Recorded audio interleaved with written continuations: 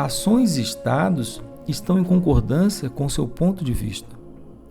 Um corvo, um elefante, uma cobra, cada um faz o uso de um membro para duas finalidades alternativas.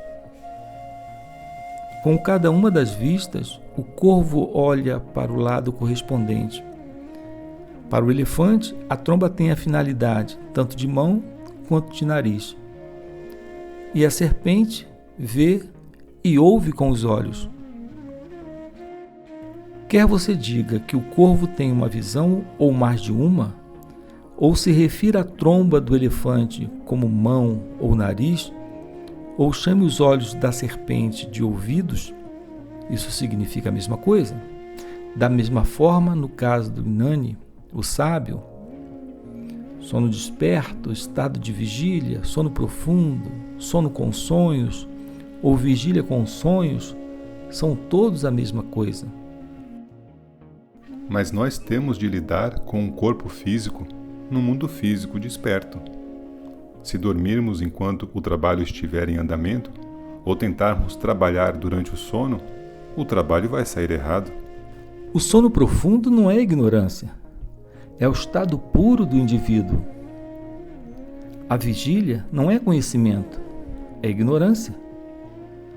Há plena consciência no sono profundo e total ignorância na vigília. Sua verdadeira natureza abrange ambos e se estende além. O ser está além do conhecimento e da ignorância. Os estados de sono profundo, sonho e vigília são apenas modulações que passam diante do ser. Eles se sucedem, quer você esteja ciente deles ou não.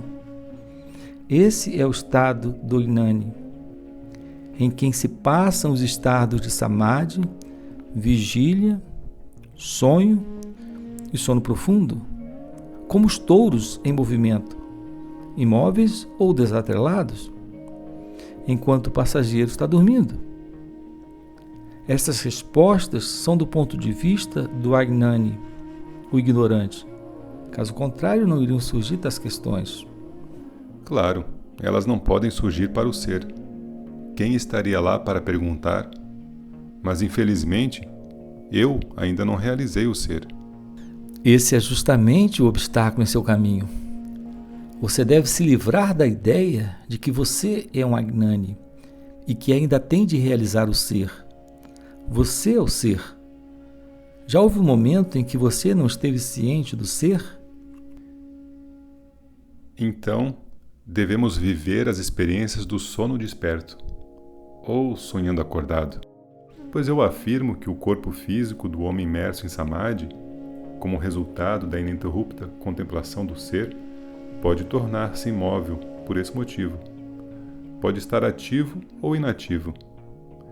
A mente estabelecida em tal contemplação não vai ser afetada pelos movimentos do corpo ou dos sentidos.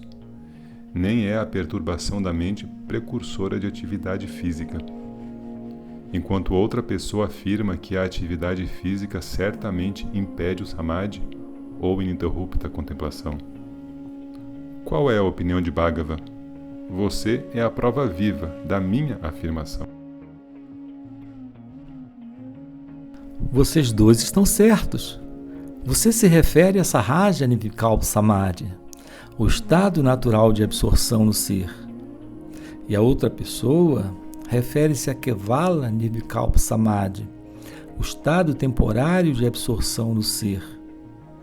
Neste último caso, a mente fica imersa na luz do ser, ao passo que a mente, não o ser, está na escuridão da ignorância em sono profundo. E o sujeito faz uma distinção entre Samadhi e a atividade depois de sair do Samadhi.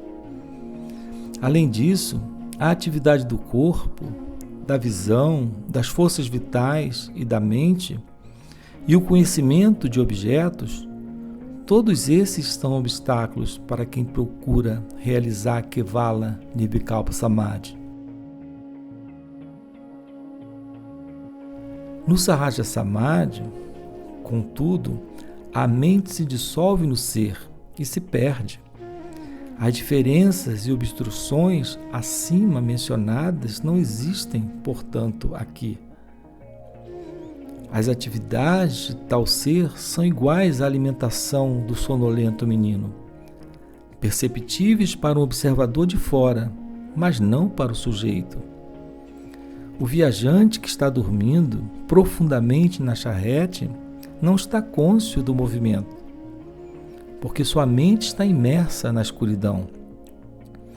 Ao passo que o Sahaja Inani permanece inconsciente de suas atividades físicas, porque sua mente está morta, tendo sido dissolvida no êxtase de Chidananda, bem-aventurança do ser.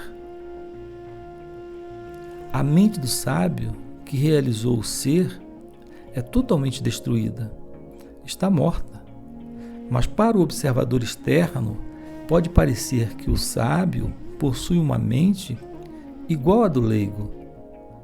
Daí que o eu no sábio tem apenas uma aparente realidade objetiva. Contudo, na verdade, o eu do sábio não tem nem existência subjetiva, nem uma realidade objetiva.